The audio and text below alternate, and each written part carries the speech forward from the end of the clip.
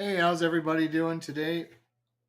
So, we're a little earlier than normal, but we had some time necessities that we had to go over. Today, we actually have Seth. He's going to be running the show. He has a debate that he's going to be doing with a friend of his from Holland. So, we have Seth and Marije that are going to be on today. I'm going to bring them on right now and have them introduce themselves and tell you where they're from and let Seth take it from here. So without further ado, here we go. Microphones, guys. What's up, everybody? What's up, Joe? How's Hi, it going, Marije. man? I'm Seth with Huff's Herps, everybody. And this is Marije that's joining us. Marije, where Mariah, you exactly are you from turn your in Holland? microphone back on. Let me see here. Missing your mic, Marije. Sorry. There we go. There we go. I'm from the Netherlands, all the way up from the northern part of the Netherlands. And Okay, I'm a small fat-tailed gecko breeder here. awesome. Awesome. Well, first of all, thank both of you, Joe, and especially Marije, for agreeing to do this such short notice and last minute. Yeah. I did a video the other day that, as I expected it to, caught a little bit of attention from some of the naturalistic breeders or some of the naturalistic keepers and breeders. And, of course, in the advancing groups that they don't want to hear any of it.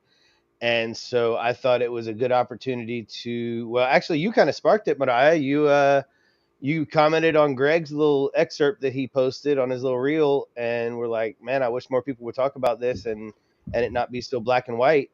Exactly. And I just threw it out to you like, hey, you want to do a debate? And you're like, let's do it. Yeah. So thank you for being so willing to just jump into that. Yeah, of course. Thank um you for having me. yeah, so I guess we'll just jump right into it, right? So first of all, I think we've heard plenty about me on previous episodes or other podcasts or whatever. So let's hear a little bit about you, Marije, and then I want to go into like care, requirements and stuff like that. So for everybody that's watching, this is like solely based on fat tail keeping. Yeah. You can apply it to different animals however you want, but we are discussing in this podcast, in this debate, just fat tail keeping on racks like I do versus bioactive naturalistic like Marije does. Um, so just ha- keep that in mind for this entire conversation. So let's hear a little bit about you, Marije. Where exactly are you from? How'd you get into fat tails? How long you been into fat tails? All the goods. Go Yeah, ahead. so I started into getting fat-tailed geckos around 4 or 5 years ago after doing an internship at a local reptile store. And I discovered the fat-tailed gecko and I fell in love with them because they were different than leopard geckos, and I really liked their natural environment that's a bit more forestry as opposed to leopard geckos. And Okay, so I so started with just let me one. interrupt you for just a second because that's a really important point that I love. So you, first of all, what about them is different? Whenever you say they're different than leopard geckos, what do you mean? Because I have people ask me that at the expos all the time, and I know my answer, but I want to hear your answer. What Yeah, is different to you about them than leopard geckos? yeah, a lot of people ask me the very same question. At first, they say, "Yeah, they look alike, right?" And I'm like, "No, well, they're not the same at all in my eyes." The Right? most important differences to me are, first of all, the enclosure. It's a much more forestry and much more humid than leopard geckos, and so it's easier to use live plants. And I think it's more aesthetically pleasing, personally. They're also a little bit different in temperament. I compare leopard geckos to the extroverted reptiles, and fatal geckos are more introverted, that are a bit shy at first, but once you win them over with food, they're your friend.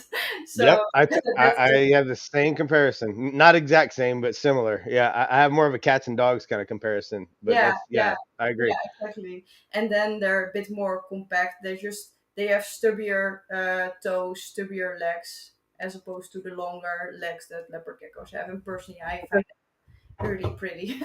Cool. That's interesting. I've never heard that perspective of like part of what it drew me to them was how they're kept, and that's an interesting uh, perspective.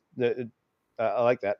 So anyway, go ahead. Sorry, I didn't mean to interrupt you. I just I wanted to touch on that while we were there because I Yeah, always have the same question of how they're different, and I agree. The personalities are totally different. I think fat tails are a little more like cats, where they'll like not as outgoing and not begging to come out like a Leo will, but once you get them out, they're like, oh, okay, you want to cuddle? Let's cuddle. yeah, Whereas a leopard gecko is more outgoing and might be more begging to come out, but then once you get them out, they're like dogs and they're like all over the place and yeah, like, yeah, "Oh, yeah. what's next? Where are we gonna go hide next?" And so like that's the comparison I make to people. Yeah, that's also very true. Yeah, yeah, yeah, But I like that too, extrovert and introvert. That's a good one too. I'll have to use that. yeah. So go ahead. Sorry, I didn't mean to interrupt you. I'll try not to do that, but It was a I'll good probably do it again. question. Yeah, so I started with just a pet, but then as I learned more about African fatal geckos, I noticed how they're just not as much available as leopard geckos. And on reptile expos, I just saw wild caught animals, and I was like, why are we doing that? Because they're not difficult to breed at all. So that's when I decided I wanted to get into breeding. Um, and I also have a background in animal management. So over the years, I have learned a lot of about topics like nature, ecology, wild animals, and topics related to that. So when I got into reptile keeping, I really wanted to apply that knowledge into the way that I keep fatal geckos. Not to make just a bioactive enclosure, but to really understand how these guys live in the wild and how I could recreate that in my care. For example, you see like the bio dude. He is very famous into the bioactive corner of reptile keeping, and he made a bioactive enclosure for fetal geckos as well. Like when you Google bioactive setup fetal gecko, that's the first thing you see. And I had a little bit of struggle with that because when you looked at the enclosure, it was very a jungle vibe, like tropical forest, and that was not quite the natural environment of fatal geckos. And I just didn't understand how you could make a pretty enclosure, but then not having a resemblance of the wild environment. So that's when I started to really dig into the wild habitat of the fatal geckos, and I really wanted to recreate that. And I wanted to show that to other people as well. So that's why I started this whole thing.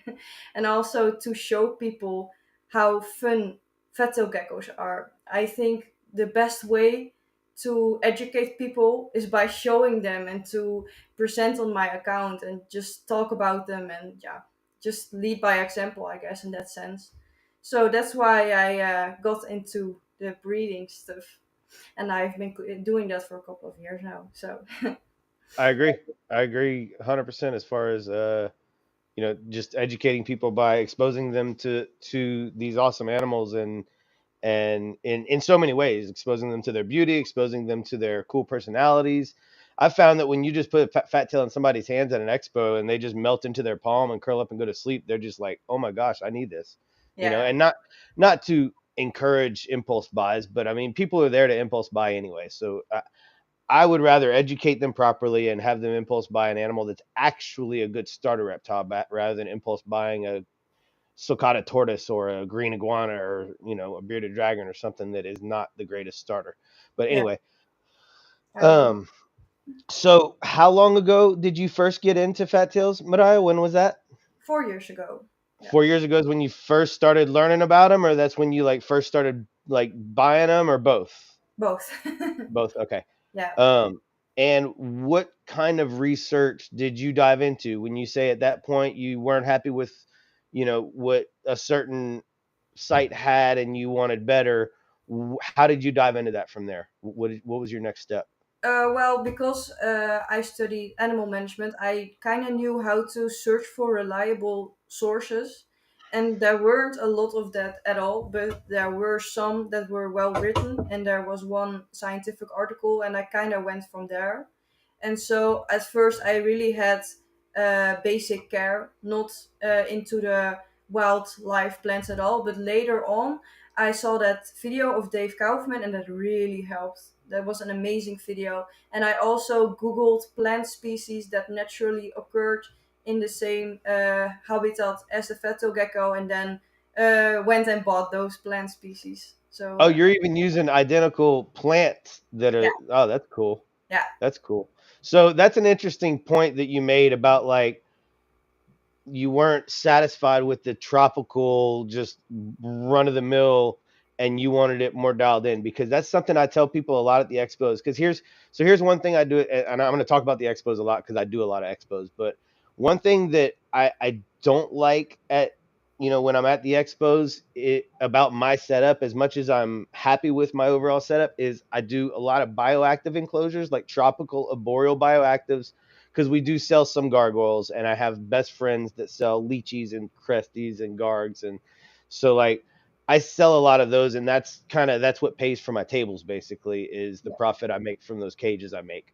Um, and then I have my gecko, I'll have a couple gargoyle geckos, and then I have all my Leos and fat tails, and then I'll have a small stack of, my cages that I sell with those guys.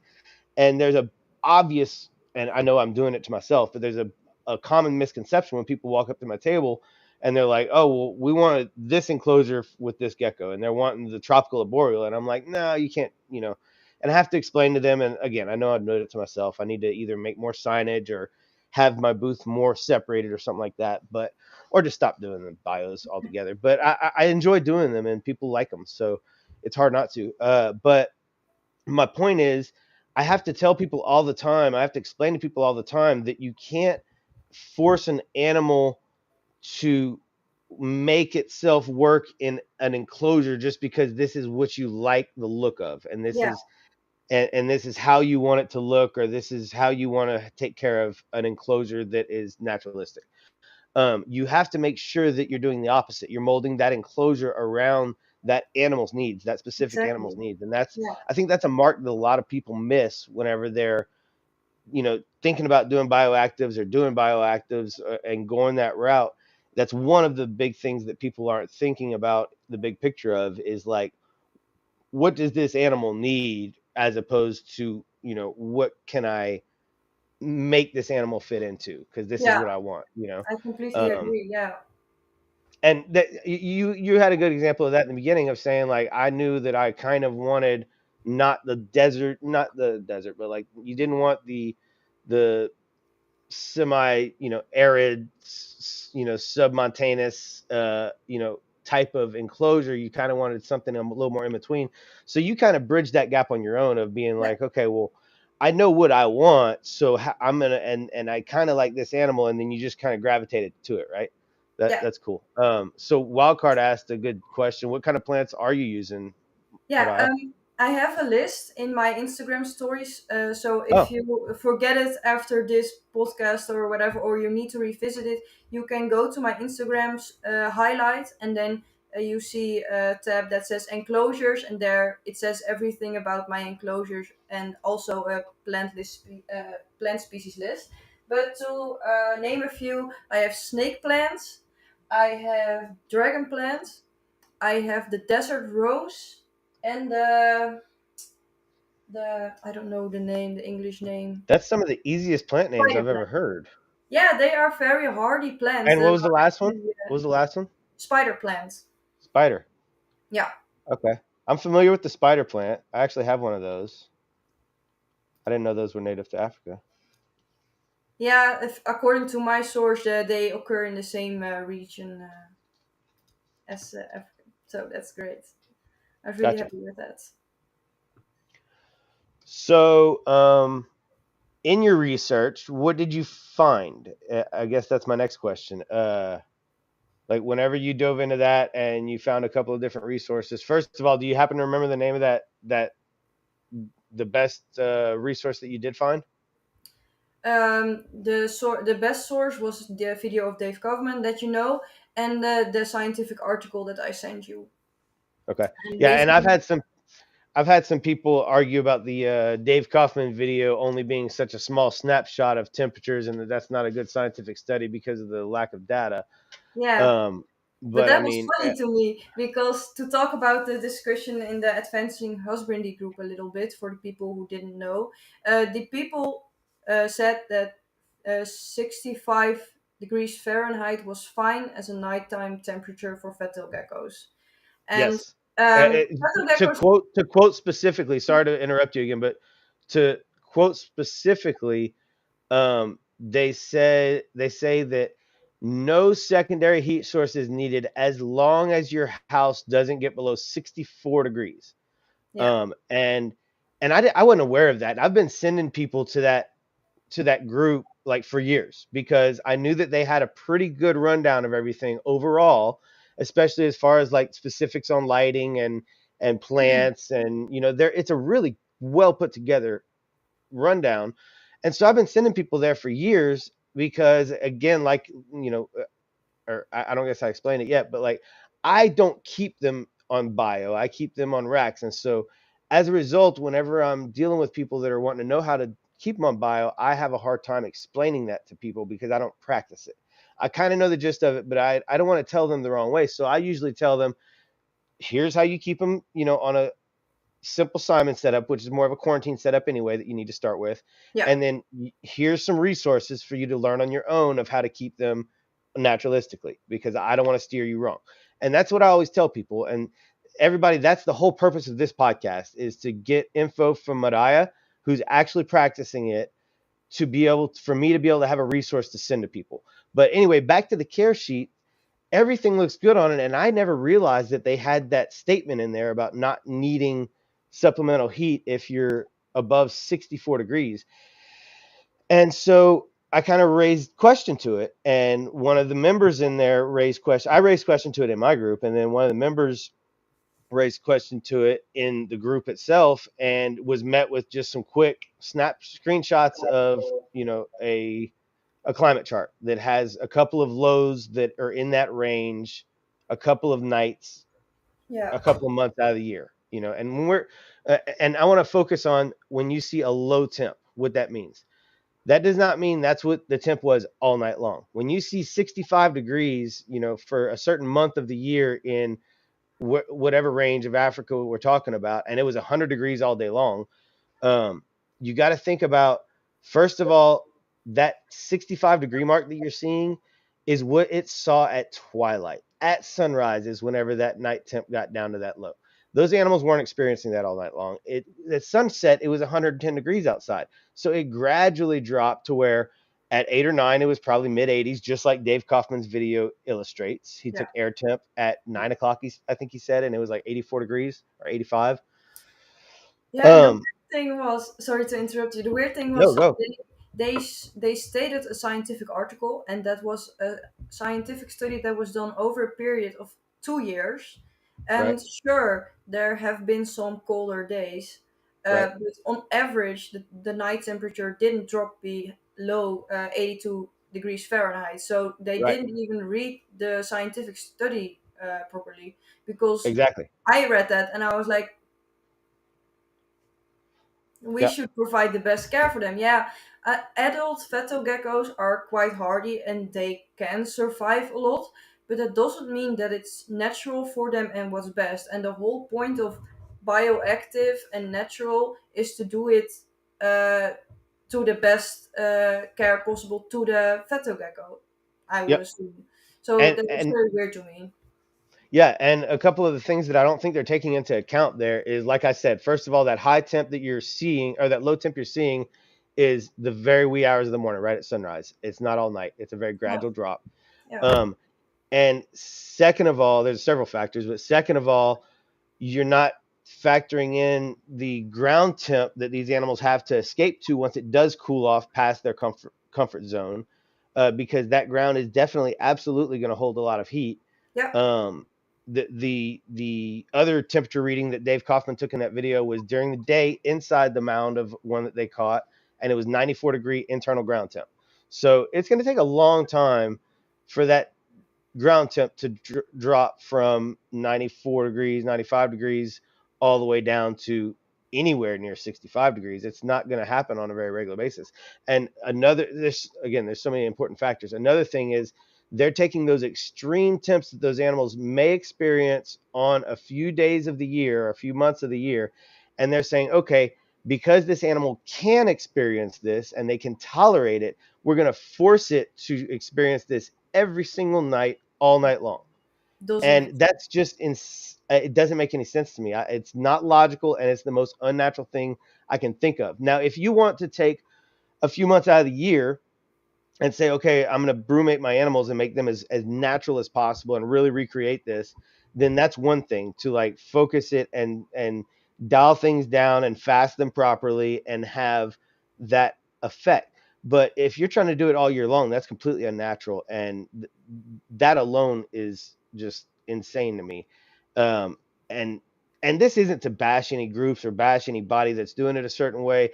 These animals, there's all different kind of ways of keeping. And if you're keeping with no heat, no supplemental heat overnight, and you got adult animals that you've had for years and they're doing fine, cool, more power to you. I'm sure you have a fairly warm room temp, and I'm sure you have a very uh, elaborate setup that holds a lot of heat.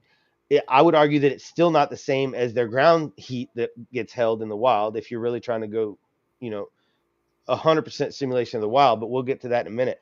But the other another really important factor that I don't think is taken into account in these care sheets and articles is whenever you have that that cold of a temp without without without it being the right time of year. Okay, when you've got babies coming in to that enclosure in the wild, those babies are there's a reason that there's breeding season, and there's a reason that there's a certain time that the females lay eggs and a certain time those eggs hatch, because those babies need a certain environment to be able to thrive. And we know that from raising babies, that if you don't have it just right dialed in, that they're not going to thrive. They're yeah, not nearly as hardy. They're, you know, conversely, they're way more fragile than a juvenile or a subadult or an adult, obviously. absolutely. And so I think that's a big thing they're missing, is they're putting this information out there and saying this is how you do it, and people are getting an 8-gram gecko, which, by the way, I'll never sell a gecko that young for this reason. I will always grow mine out to usually about 15 grams before they go anywhere. Um, and this is why, because you need some buffer zone there, because a lot of people are are new to this, especially with these species, because it's a more of a beginner species and we cater to the newer people. And so you have to account for that and realize that these people may not know exactly what they're doing and how they need to do it. And so they're getting a little bitty 8-gram baby from some drop shipper at an expo, and they're going home and they're putting it in this nice setup that they've been researching for a year or 2 years, and they think they've got it perfect, man. It's just temps are perfect. Their heating, their basking spot is perfect. You know, everything's dialed in, but there's no heat at night. Okay, and if it was an adult gecko, it would probably be okay Yeah, if the room was warm enough. But with these babies, I'm telling you, 9 times out of 10, they will not thrive in that environment. They are going to just shut down and not want to eat, and they're going to hide on the warm side all the time, and you're never going to see them. And I mean, and this is speaking from experience. I get these messages all the time, mostly not from my customers, because I take a lot of time to educate my customers really well when they get a gecko from me. Um, but a lot of times it's from other people that got a gecko from either somebody else or from a pet store or from, you know, just some random show, and they're in one of the groups, and just you can see them struggling a lot, you know. And so anyway, that's my biggest pet peeve about that no heat at night thing. Is I agree, reptiles definitely need to cool down. I mean, uh you can go anywhere in the world and you're going to see a drastic cool down, you know, some more than others at night. I agree, they need a cool down, but I don't agree with it being from the proper temp of 90 degrees all the way down to our house temps that are 65, 70 degrees. yeah, And and just to kind of snowball another point in there, another thing that I think they're not taking into account in these care sheets is they're talking about a target temp, right? And they've got the right temperature. They're saying they need 90 degrees or 92 degrees or 94 degrees. I agree, that's the right temp for a fat tail.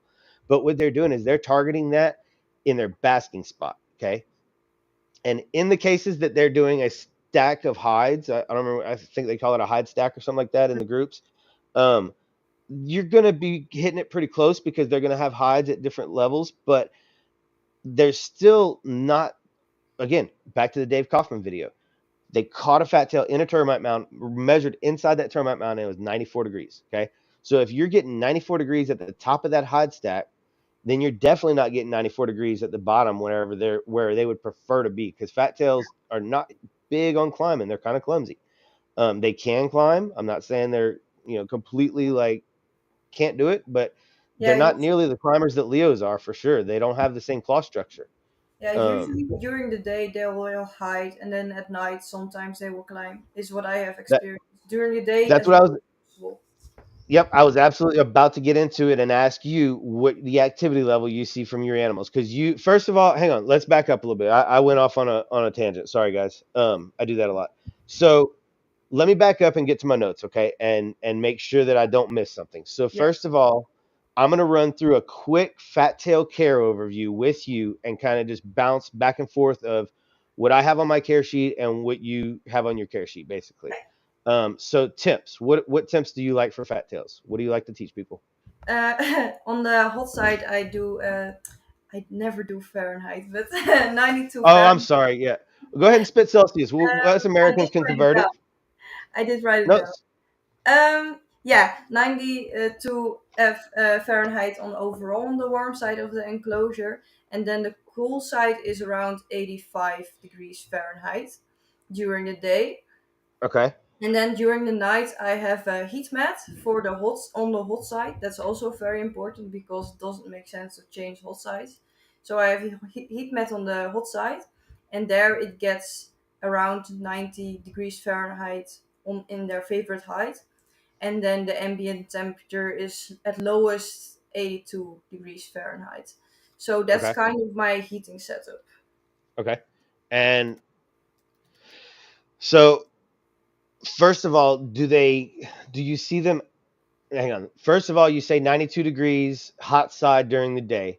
Is that like inside their hide, or that's under the On the basking light, height. like in the That's on basking the spot? height. Yeah. Inside their hide. What is your temp? Do you have a measurement for like under the basking light? Because you use a basking light, right?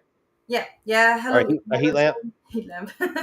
Yeah, that's correct. I think exactly under the whole spot it gets 94, 95 max, I guess. Okay, and then you have a hide right below that that registers about 92, right? Yeah, yeah, a little Okay. bit to the back of the enclosure, but yeah, around Okay. the place. And then I agree. You don't need the heating pad on the other side. You need to keep the hot side on the hot side. Yes. While we're on that right there, let's talk about that. Okay, so one thing that my another friend of mine named Mariah, who is the girl that does the Reptifiles, right? If y'all haven't checked her out, check her out. Reptifiles.com, I think, or she's on Instagram, just Reptifiles. But I met her at the Salt Lake City Expo. She was vending next to me, and it was really neat because we were right there next to each other, and we were. She was doing what I'm always doing at expos, just teaching people about what the animals that they're getting, or the animal they got, or the animal they have at home, whether they were getting anything from me or not. That's all she does at the expo. She goes and sets up with an 8-foot table of care sheets for all different species, and she stands out there and doesn't sell a single thing. She just informs people. She just educates That's people. nice. How cool is that? Yeah, that's Like amazing. it was so neat having her next to me, because I was like, I would teach them how like I said, I teach them the quarantine way and like the basics, and I give them my care sheet, and then I go, and then just jump right over to Mariah, and she'll teach you about how to keep them bioactive. And Yeah, so it was really cool and convenient to have her right there next to me. But anyway, I was talking to her yesterday on the phone, and she was teaching me about the differences that they've, I don't know how recently, but some of the recent research about the differences between infrared A and infrared C, right? So the infrared A is from what you get from a heat lamp. That's the penetrative heat that you get from sunlight, right? yeah, And that is the most energizing heat for a reptile. And I totally get that. And I totally understand why a beardy and a uromastix and a iguana, or any of those, a monitor, any diurnal uh you know animal like that would need that penetrative heat. But my question here is and this is going to go right back into the follow up of what you were talking about your activity level and your fat tails. First of all, no, let me finish my thought and then we'll go. My question is, in the wild, that termite mound that's beat by the sun all day with the infrared A, that heat that termite mound is now holding is now infrared C. Am I understanding that right? I don't know. Okay. Okay. Because Well, I'm not the biggest heat lamp expert. Um, okay. it just made the most sense to also provide overhead heating besides heat mats, because it's the natural thing to do, because Okay. naturally the So, sun also come. So okay. yeah, I'm gonna be No, honest about that. I am no, not. thank you. Thank you. Hey, you know what? That's the most important thing that you can be able to do in this hobby is say, I don't know. Because too many people just talk out of their ass without knowing what they're talking about and aren't humble enough to say, I don't know the answer to that. Let's look it up, you know. So I'm going to just go out on a limb and say from my conversation with Marije yesterday, I think that I'm correct there. And if anybody in the comments section knows what I'm talking about on a better level than I do or than Marije does, please feel free to comment and correct me or confirm with me. But I think that once that energy is stored in that termite mound as the sun goes down, now you have a 95-degree termite mound that's going to start gradually cooling off very slowly, right? Especially a foot down deep in it. So to my understanding, now you have infrared C heat, radiant heat, right? That's stored in that termite mound. Yeah, So where I'm really confused is on these advancing herpetological groups or these advancing husbandry groups or whatever, how they're saying that an undertank heater is completely unnatural in our home setting when we're trying to mimic this weird conundrum of the West African Sahara, right? Um, what's the best way to do that? To me, just like you're doing it, exactly how you're doing it. So your heaters are off during the day and they come on at night. Is that how you do it? Are they yeah, on all day? They're completely off during the day. yeah, So I think you're doing it perfectly because to me, that is doing what the sun would do during the day. It gives them that basking area if they want to use it, and it's heating up that warm side to the temp that it would be in the wild, that 90 plus degrees that they would be in their burrow. And then when the sun goes down, when your lights go off, that heating pad warms up to maintain that burrow temp yeah. just like it would in the wild. Exactly. Yeah, So that's exactly how I would think that you would properly set it up if you're really trying to be as naturalistic as possible. And now let's point out, we're talking about African fat tail geckos, okay? That's not to say that this is what a leopard gecko needs. That's not to say this is certainly what a more temperate species would need. Like I keep three-toed box turtles, and those guys can deal with some really cold temps. I mean, they can freeze, you know. yeah, And so I don't worry about them at all. My adults stay outside all winter, and my babies, I don't have any supplemental heat at all. I don't even have any heat on them during the wintertime on their cage indoors because I want them to experience a little bit of a brumation effect. But yeah, you got to really think about what you're working with, what you have, and where they're from. Same thing with my Euromastics. Um, my hotspot is insanely hot for him, but I don't have any supplemental heat for him at night because in the deserts where he's from, it really does cool off significantly every night. And the way that he acts tells me that he doesn't need any supplemental heat because I don't see him after about noon, 1 o'clock. He goes in his burrow. He's done with his heat lamp, and I don't see him again until the next morning. So and now let's go ahead and snowball that into you tell us what is the observation you have of the activity level of your fat tails in that setup. Now that we know what your setup is and how you have it as far as the heat, you know, transfer the heat alternate alternation, heat lamp to undertank heater. Sorry guys, I'm stumbling all over my words. Now tell us what activity level do you see? Do you see them out when the lights are out? Do you see them basking in the basking area? before I answer that question, I had a question. How is the humidity handled in a bio enclosure, and how does this help the temp? I thought to answer that question real quick Yeah, because sure. else Yep. I would forget it. I mist once a day, typically in this rainy season, not during the dry season. And I have wooden enclosures, so they are really holding humidity very very well. So the substrate stays a little bit moist for a while, and the temperature decreases temporarily for 1 or 2 degrees. And yeah, it stays relatively stable because the substrate is moist. I hope that answers your question. And do you have well? And we'll dive more into that in a minute. That was my Yeah. next question with humidity for you as well. Um, so Okay. it's all good. What's your activity level that you see on your fat tails? Do you see them out before lights out? Do you see them come bask? Yeah, I am really excited to talk about this. So a little thing that is really important to mention before I answer this question is my UVB and my LED lights are not on an on and off system, but the UVB gradually comes out and gradually turns down. And Okay. I also have a dimming thermostat on my heat lamp. So in the evening, everything slowly decreases. So you have a sunrise and sunset type of setup. And So since translation, guys, she's put some money into her system. Okay, she didn't hold back on her yeah, setup. Is what that translates to. facts. That's Um, cool. Okay, so go ahead. but anyway, so I really noticed that my fat-tailed geckos became active at around 8 p.m. and then they were starting to roam around in the enclosure, and then that continued during the night. And one thing that was really interesting is that this also applies to my light sensitive geckos. There are a few fetal gecko morphs that are light sensitive. Okay, Uh, hang on. Let me interrupt you. Stop. Back up. I missed. I was reading a comment.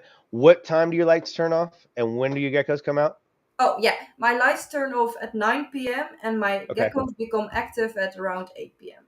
Okay. But and are your lights still full blast at 8 p.m. or are they already starting on the wind on the No, downfall? from 12 to 3 p.m. they're full blast, so then the UVB is strongest, and the LED is strongest, and the heat is strongest. And then after Okay. 3 p.m., the LED completely shuts off, so then you only have the UVB and the heat lamp.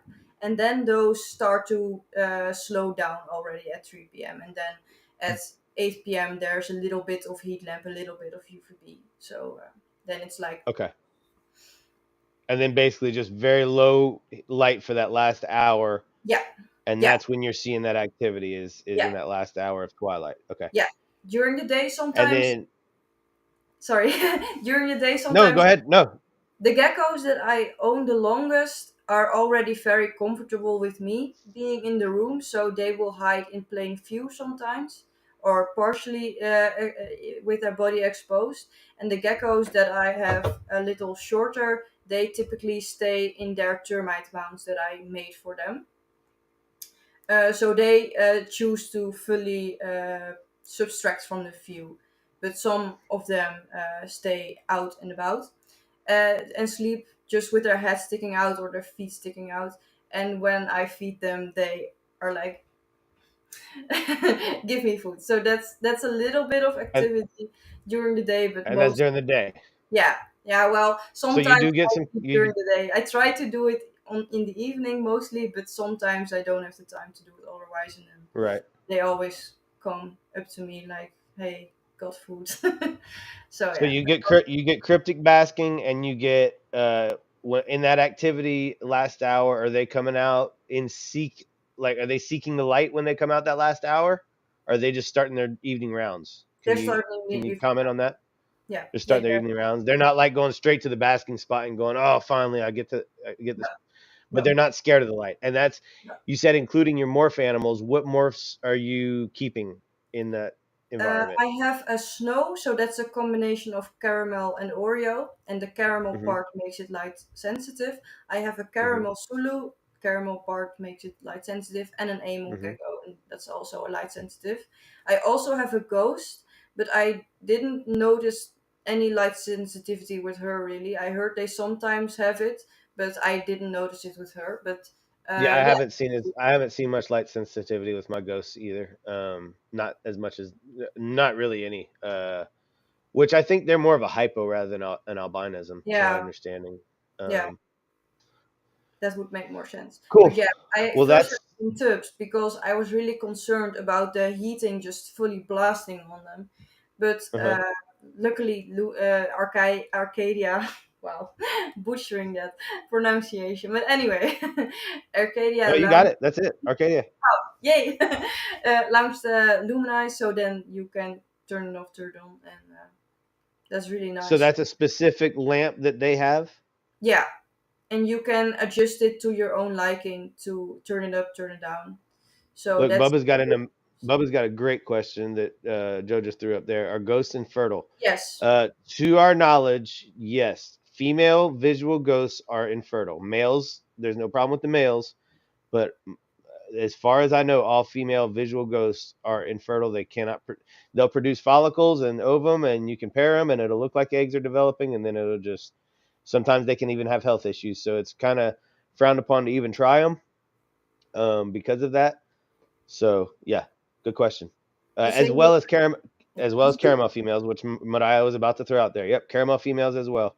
yeah, Um, so a lot of people don't even work with them because of that. I think that's kind of silly because people still like them.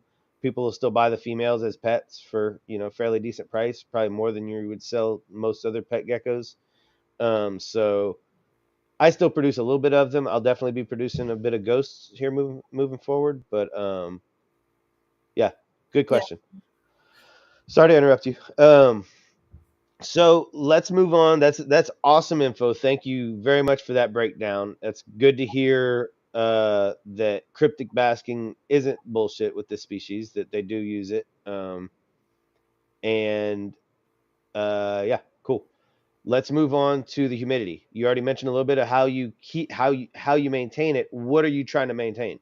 Are you trying to maintain the whole enclosure to one humidity, or you have a hydro gradient just like you have a thermal gradient to where they have a humid corner and a drier corner? How do you work it?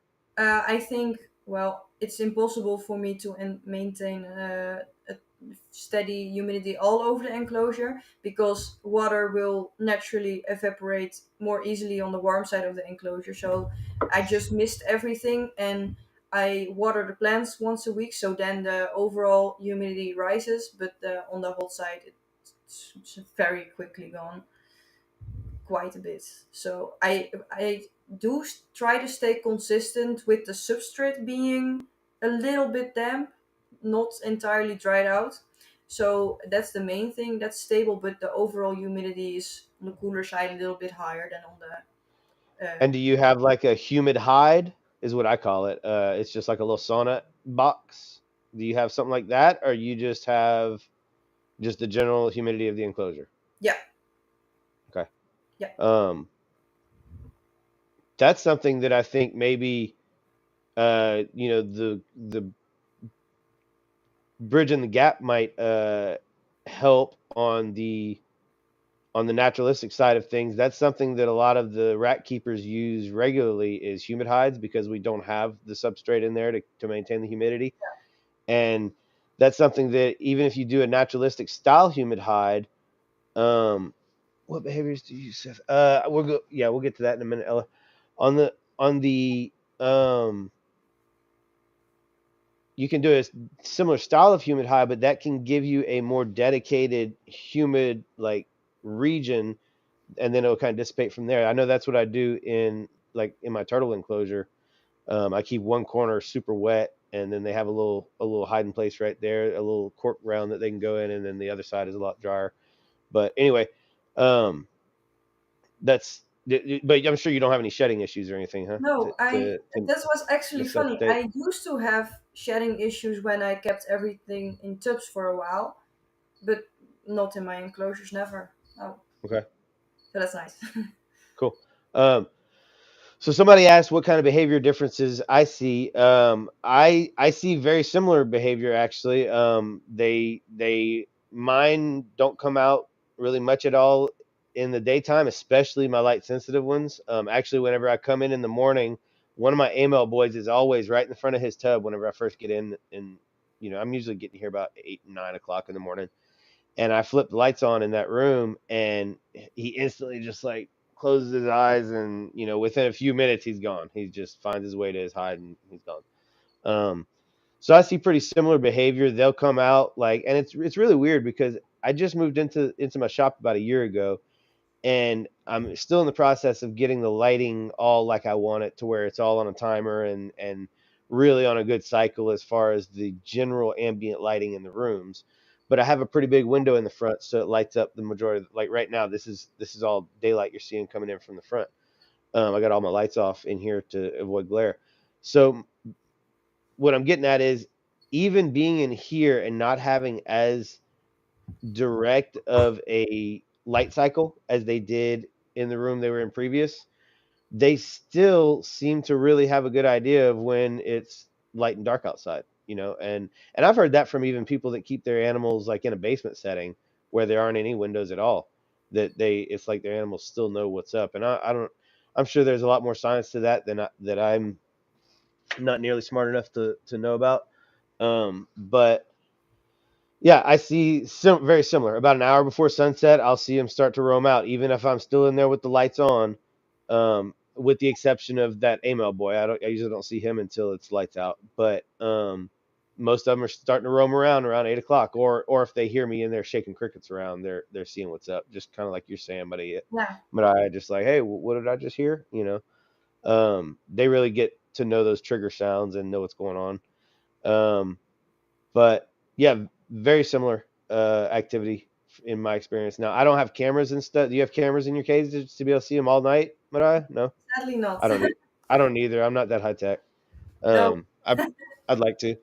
Um, and another reason I'm doing this and want to have this conversation is I want to set up a few bioactive and naturalistic style enclosures so that I am practicing it myself. And I'm going to do a little bit of an experiment with it and have like different nighttime lows in identical enclosures and put like identical age babies of about the same genetics in those three enclosures and kind of do a little bit of a data, a research experiment, if you will, and collect some data of actual what these guys prefer.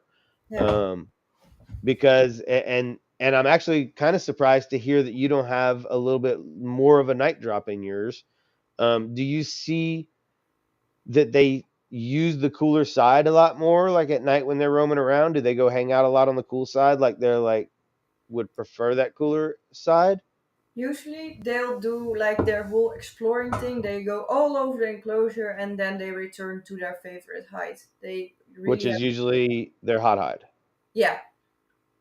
Every single one of them, that's their favorite hide. Yeah. And you have cool hides on the Yeah. cool side, right? And how They big are your enclosures? they sometimes use it, but they always return eventually to their favorite safe spot, I guess. How big are your enclosures, Mariah? They're in centimeters, 80 by 40 by 40, which Okay, translates to 32 inches by 16 inches by 16 inches. okay, that's a nice size enclosure. And you've got two stacks right there behind you. Is it that whole room that you're in is all full of those? Yeah. Okay. And how many adults are you keeping like that on that style enclosure? I currently have 17 adult geckos and I keep 14 in naturalistic enclosures because I have one that's too young to go into their adult enclosure. I have one that's still in quarantine, and I have one that's unfortunately a bit stressed out and has lost some weight due to that. So she's in recovery. So Okay, those are the exceptions, but overall they're all in the enclosures. awesome. And what exactly lighting wise are you using? I know you kind of briefed over it earlier, but let's get into like the specifics of it. What's the exact UVB that you're running? I have the luminized 7% shade dweller UVB and the LED light with the color temperature color of 3500K because that's the same color as sunlight is supposed to be. Okay, and that's plant light right there, right? The LED light that's for the Yeah, plants. yeah. Okay, and then what heat lamp are you running? A halogen heat lamp on a dimming thermostat. Halogen, and what wattage in that setting? I know every application is different. What are you 35. using? Yeah, 35 watt in those these, enclosures, these lamps are insanely efficient. right? So I only use 35 watt, and then on a dimming thermostat, because sometimes it gets uh, a little bit too hot, and then the dimming thermostat can maintain that. So that was And then you have, I know this isn't lighting, but just as far as heat sources, then you have like a 4x6 under tank heater on the hot side. And how do you run that? You have that just inside the enclosure yeah. with a slate on top of it, or what's your setup there? I have the substrate on top of that. Okay. And how much substrate are you looking at on top of that? Like a couple inches, Yeah, about 2 inches, quite a few inches. or centimeters rather. Yeah, I And think then 3-4 centimeters. I have no idea how much that is. okay. Um, and okay. So I think that covers it on lighting. Anybody else have any other setup, any lighting questions? Please hit them in the comments. What's up, Nick? Look, that's the grandfather, godfather of Fat Tails right there, guys. He's been doing it for longer than any of us. When we were all in diapers, Nick was breeding fat tails. Like that's fact. Um, so check it out. Next thing I want to go over is, and I'm just going through what I talk to people about. What's the most important whenever I'm explaining a setup for them? Um, Supplementation. What's your regimen on supplementation? And by the way, as far as heating everything, I 100% agree with your ranges. 90 to 92 is what I always tell people hotspot. Anything below 90 for their daytime hotspot, I really find they have issues. I don't think night drops should be any lower than 77. And that's based off of actual info that I've gotten from those advancing husbandry groups of saying brumation should be 66 to 77. That tells me that you need to be above brumation temp for your typical nighttime lows. If you want to simulate a brumation, awesome. Fast them properly, graduate into it as far as your temps go, and do a brumation. If you're not trying to do a brumation, then don't go down that low. So anyway, on supplementation, what do you do? Uh, yeah, Um, and that's a good question too, Ella. What's your day and night cycle hour wise, yeah, Mariah? so the heat lamp and the luminize are turned on at 9 a.m. and they turn off at 9 p.m. And the luminize is first set at 25%, and then they're at 100% at 12 p.m. and until 3 p.m. And then after that, they gradually go down to 25% again. And the LED LEDs are only on from 12 p.m. to 3 p.m. Okay. So that's And on. again, that the LEDs are just for the really bright high daylight and for your plants. Yeah, And you don't see many fat tails out during that time of day at all, for not the most really, part. other Maybe than a little, maybe a Christmas. little bit of cryptic basking, if anything. Yeah, Okay. definitely. And then okay, supplementation. What's your supplementation? I use vitamin. Wait, let me say this good in English. I use calcium powder plus vitamin D3. Yep. Yep. So even with the UVB, you still use the D3. I agree with that, and I Yeah, actually, my friend Mariah that I was talking to yesterday also agreed with that because you don't want to not provide it and they not be using the UVB and then they not get the D3. Like it's one of those things. Like it's better to have it and not need it than need it and not have it. yeah. Um, It's and then very do you hard. use?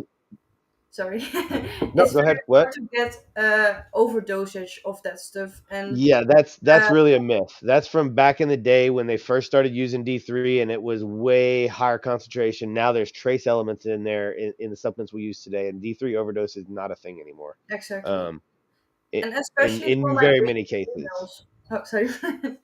No, no, go ahead. Especially for your breeder females. Yeah, no, Yeah, they really need it. they need it. They Um, need the extra stuff. They need all they can get during breeding yeah. season. So I And I just say D3 overdose is not a thing. D3 overdose is not a thing in nocturnal geckos. I mean, I've heard of certain hyper, issues in some diurnal animals, but that's animals that are soaking in the sunlight all day and on D3, and that kind of conundrum. Um, Multivitamin. Do you use multivitamin? no. To be honest, no. I have, but that's mainly because I don't have enough knowledge about that yet. So Okay, look, Bubba's got good info there because he keeps iguanas, so he's got some intel there. In naturalistic setups, any excess D3 will be metabolized with UV. I'm guessing he was typing there. No overdose. Okay, cool. Yeah. yeah, makes Um, sense. that's and that's kind of what the gist I've got. And I'm sorry, multivitamin. What are you using? Are you using multivitamin? No, No, not at all. no. Okay. And you're not seeing any. What brand calcium are you using? I use a mixture of Arcadia and let me see. So Matt. Yeah, Zoomed. yeah. Okay, but neither one of them has any multivitamin in them. No, I don't Okay. think. Maybe the Arcadia, but I'm not sure about that. Okay. Well, now that brings me right to my next question because if you're not using any multivitamin, then I want to know what you're gut loading with because that's Um, uh, got to be on point to not be able to use any multivitamin without any issues.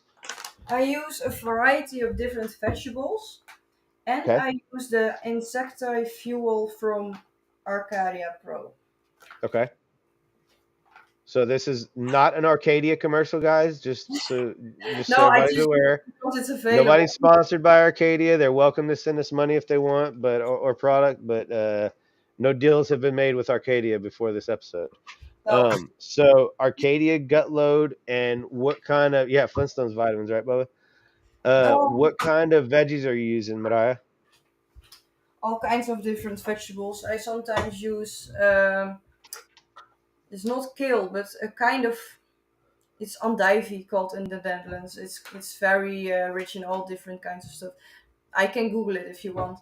No, I that's good. use carrots. Dark dark leafy greens though, mostly Yeah, from what yeah, I'm yeah. hearing, Dark correct? leafy Okay. greens, carrots, paprika, anything. Okay. Um, yeah, and in the Arcadia insecta fuel, it has vitamin B1, vitamin B2, vitamin B12, vitamin K, and some other ingredients that are not vitamins. And out of curiosity, how many years have you been producing baby fat tails? You said you Years. started working with them about 4 years ago. You've been breeding. You've been producing for 4 years as Yeah. well. No, no, only 2 years. I am not very 2 years. experienced with reading that. So, by all means, if you have any tips No, and tricks on how to I'm. do That's vitamins, why I'm. No, that's why I'm not quizzing you prepared. because I've had issues in my experience without having the multivitamin. Like I use a lot of multivitamin, and so I'm quizzing you because I'm curious. Like if you've not seen any issues, I'm trying to figure out is it because she's got these badass setups that have the UVB and all the heat penetrative light and maybe they're able to process their own vitamins that they're not able to process in a rack setup because they don't have the whole gamut of everything.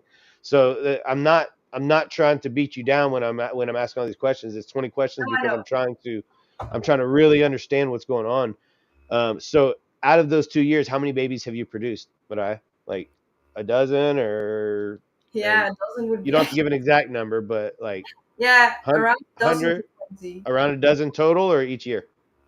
Yeah, each year. Each year. Okay, so about 25 babies roughly. Um, Not a lot. I personally would recommend adding some multivitamin into your routine. That's with that said, if you haven't seen any issues at all, if it ain't broke, don't fix it, right? But also, you're not looking at a huge sample size with that many babies, right? No, no. So, especially if you start seeing any kind of like jaw deformities or eye deformities or anything like that, I would definitely jump on some multivitamin. I feed multivitamin as much as I feed calcium almost with my fat tails. My All right. Leos get it a lot less, but my fat tails get pretty much like basically a 1-to-2 ratio of multivitamin to calcium, like every feeding. That's, Um, that's just how I operate. And again, I'm not trying to, oh, this is what you need to do. Again, guys, there's a million different ways to keep every species that you have as long as things are working right, as long as your animals are doing well. no, but to add a little on that, this is exactly why we don't need to bash breeders who have been doing this for years. This is exactly the reason because as a naturalistic keeper, you are never done learning. I am absolutely 100% certain of As that. any I keeper, still as make any keeper, mistakes. you're I never done still need learning. to learn. And this stuff, like, you would not easily read about this in a care sheet, because this is also very relatable to breeding, because you would not see issues very quickly. But if there's a time to see it, is during breeding, because it takes such an extra toll. And just, yeah, so And if we see that they need it in breeding, then why wouldn't they need it in any case, right? So why wouldn't we give it to our animals that are just long-term pets if they obviously need it, right? yeah. So look, there's Nick with his knowledge. I gotta load fresh mixed veggies and use Repcal brand. Yeah, but you don't know what you're talking about, Nick. Go to sleep, man.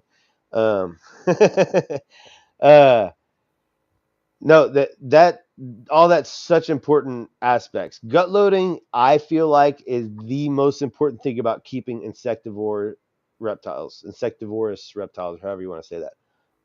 Whenever I'm at expos, every single person that walks up to my table, I ask them if they have geckos at home. If their answer is yeah, I've got a Leo or a fat tail or whatever, anything insectivorous, I ask them what they feed their gecko. I really don't care what they feed their gecko, and I don't ask them what their gecko's name is because I definitely don't care about that. I want to know. I want to get to the next question because once they tell me what they feed their gecko, then my next question is, what do you feed your worms or your crickets or your dubia or whatever that answer was? And 90% of the time, with the exception of Denver, Colorado, Denver, you are the most educated area that I have vended at yet. Denver was about 60%.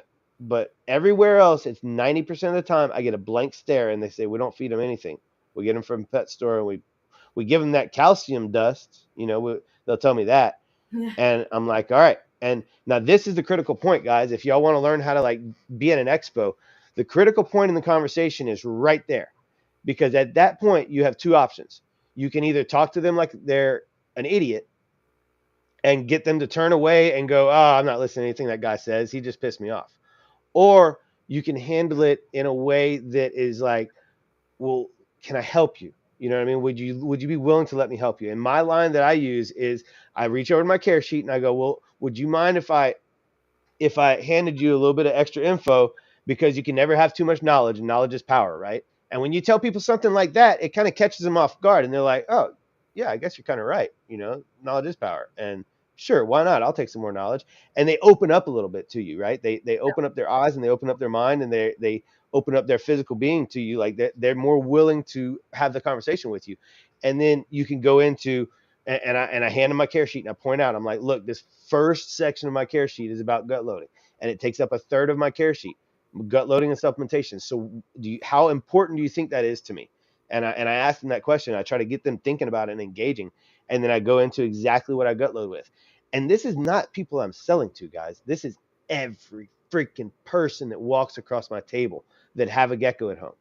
And by doing that, I feel like I'm saving geckos' lives every freaking weekend. I Yeah. go home, even if I don't sell hardly any animals, I go home thinking, oh, I kicked ass there. I just taught all kind of people how to do better.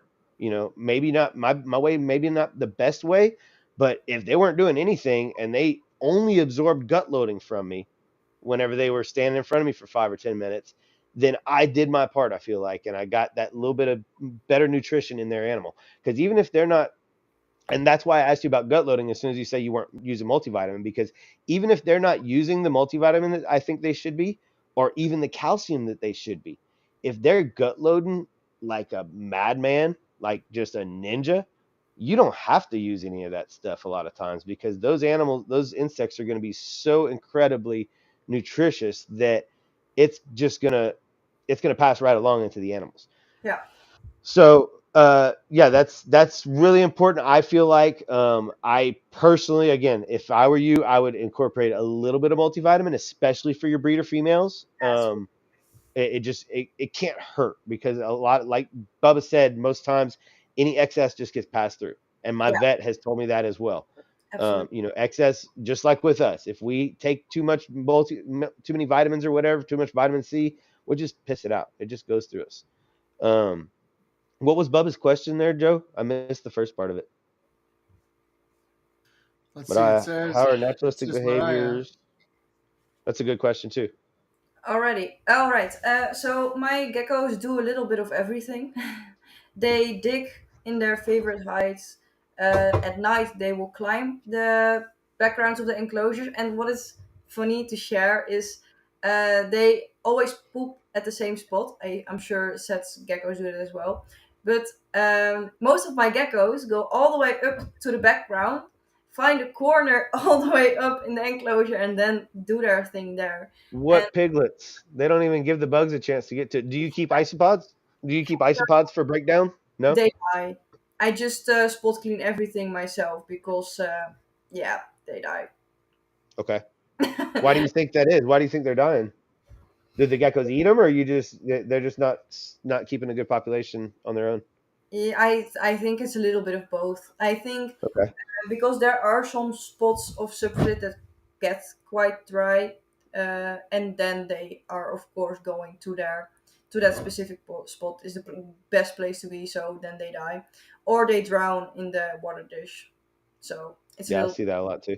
bit of both. So that might go back to my recommendation of maybe trying to have a more like localized corner as a like humid hide, whether that be on your cool side. With you as warm as temps as you're keeping at night, you could do it on your cool side, Yeah, but to have like a humid burrow, I think you would have a lot more success with your isopods, and they're not going to be going into the water bowl as much because they're going to have the hydration they need in that humid corner. Does that make sense? yeah, that does. That's one thing I always recommend to people anytime they're doing bioactive is to have, just like we have a temperature gradient, you want to have, if you have a big enough enclosure, you want to have a humidity gradient if possible. Yeah, And that's one way to do that is to have like a humid facility in one of the corners, and then from there, the opposite corner obviously is your dryer corner. yeah. Um, so let's see. Next, I guess let's talk about hatchling care. Whenever you hatch a baby, do you just throw it in this big 30-gallon setup that you have all naturalistic and say, I hope you work out, wish you well, see you in a few weeks, hope you can find your crickets? Or do you have a more dedicated method to raising your hatchlings? I have a very simple setup for my hatchlings actually that I can show you. I keep my babies in this rack setup with tubs, and I Okay. just keep them paper towels in there and just feed them crickets every day. And are they on, you have heat running on the back of those tubs, or is that just room temp? How do you keep those? On the underside of the tubs, I have the heating, and then a On the whole side. very back, on the bottom? Yeah, Okay. yeah. And what temp do you keep those at? Same temp, 92? A little bit warmer, actually. I think Same. 94. A Okay. little bit warmer. Yep. I do the And same with my youngsters, with my little bitty ones. I find especially the ones that are getting sprayed every day. yeah, Because when you add humidity to the environment, you're going to lose a little bit of temperature, right? So it feels the opposite. It feels like it's warmer, but you actually it has the opposite effect. yeah, So I keep my babies at about 94, 95 degrees. That way, even when I spray them in the morning and it cools down to the 70-degree water temp that I just sprayed in there, it's a little bit quicker recovery, back to that 90-degree yeah. plus mark that I think they like. I do. And then you have that just on the back of the tub to where they have a cool side on the front, right, to where they can escape from that heat if they want. Yeah, So it's identical setups then, yeah. hatchling wise. And I use shoebox tubs yeah, with yeah, heat in the back. they're like this size. Yeah. So that's yeah, Yep. nothing special really. And then I had a whole pack last year, and then I waited until she was 6 months until I upgraded her to a bigger enclosure. So she was already quite big, super And did little. you go straight? Did you go straight to your 30-inch 30 by 16s, or did Yeah, you go into intermediate? Yeah, straight to the 30. yeah, Okay. and that worked So very well. At first, uh, I fed her with tweezers to make sure she was adjusting well and to make sure that she was eating well. And after that, it got going. So yeah. But you already knew the gecko really well. You had her for 6 months. You hatched her. You knew that she was healthy. And Excellent. that's what I always tell everybody as well. Whenever they're talking about wanting to go bioactive, what the gecko they're getting from me is like, first of all, quarantine is a good practice. No matter if this is your first Yep. reptile or not, it's a good thing to get in the practice of. Yeah. And it allows you to have a closer observation that allows you more, um, more direct observation of their food intake and their poop outtake and all that good stuff Yeah. for the first couple months. And what I Yes. tell people is after 3 months, once you've educated yourself by watching good stuff like this or, reading good care sheets that don't have ridiculous lows on them, Yeah. then, which by the way, guys, Reptifiles, her care sheet, which is a bioactive based care sheet, I've talked with her and she's going to make an adjustment on hers. Her care sheet will be correct. So we're going to move forward with her care sheet, in the future as far as recommendations or Mariah's, obviously. Um, I'd be happy. but that naturalistic setup to throw a new animal in there, even if it's an adult, and you don't know that animal, and especially if you've never had that species, I think you're running a risk regardless because you don't know what to look for. You don't know what you're trying to look for. You don't know what they should act like because you've never had one. Yeah. So I always tell people like start out like this, simple Simon. I actually sell these little starter kits that are really simple for very affordable prices. And then that gives you some time to really educate yourself further and figure out exactly how you want to do things. And but that's an important point is even especially babies, but even newer adults that you bring in need to be on a more simple setup to be able to Yeah. observe them properly. I Um, let's see. Supplemental heat. I'm just looking at my notes right here. Supplemental heat retention. So, do you have any heat retention material in your enclosures the way you have them set up? Do you have like slate rock stacked up underneath your heat source, or what are you doing there? No, I don't. My enclosure material is very isolating, and that keeps the warmth in. And I my personal opinion is that the natural substrate in the wild doesn't have these weird flat rocks, so I don't use them myself. It just wouldn't make sense to me. I do have fake termite mounts that are made of expanding foam, so that's also a little bit of isolation going on there, and that's on the warm side of the enclosure. So that's the only type of isolation I got going on, but not. How did you make those? I had a flower pot and then I put a shitload of expanding foam on it, and then I put towel glue on it, and then I threw all kinds of substrate on it. So I can show you. That's a good question, Ella. While she gets that, I'm going to answer Ella's question as far as how I operate. I don't Okay. have a night drop for my hatchlings. My room does cool off a little bit at night, so they have a little bit of a night drop just from the natural environment. Oh, that's cool. Same. Yeah. That's neat. So you put it on some wax paper to make it, and then you just like carved holes out of it, or Yeah. I tried to be just really messy and looked at Dave Kaufman's video to I love it. That's yeah, cool. to create that. Neat. And that's their preferred hide for the most part for most of them. For about 60%, Okay, my geckos. cool. Yeah. Um, so I guess my next question, because this is the question or the accusation that the advancing husbandry keepers are going to make is, do you think that if you had more insulating heat retention material in your enclosure, that you would not need the supplemental heat pad that you're using? No, absolutely not. I when I first started keeping veto geckos or one veto gecko, I did have those weird flat slates, and it actually got colder during the night. That is insane to say to these people, maybe, but yes, it gets warm during the day. It's a nice warm slate, but yeah, if it cools down, the stone gets stone cold. So no, I would Good not say point. it's not necessary to have any heat if you use a slate. Okay. And I'll lean back on my point of like in the wild, these termite mounds retain this heat that they absorbed all day, and now we need to try to replicate that. And whenever our lights go out at 8 p.m. and our house is 70 degrees, it doesn't take very long, maybe a few hours for that enclosure, even with a proper hide stack of heat retention material, it Yeah, doesn't take long for that heat to dissipate from that material. And then in a matter of hours, your entire enclosure is 70 degrees I and your agree. fat tail's roaming around, wondering why it's winter every freaking night. Yeah, And I just really want to stress that and try to, hopefully some of these naysayers are going to see this and realize and understand that I'm not like just talking out of my ass, and like I kind of have an idea what I'm dealing with here. It's really important to try to mimic that heat retention that they have in the wild. And in the wild, there's no way that those termite mounds are dropping very quickly during the night. If it happens a few months out of the year, again, if you want to brumate, cool, but not every night. And so to me, an under tank heater used the right way on a thermostat, only at night, however you want to slice it, a under tank heater used the right way in combination with a heat lamp.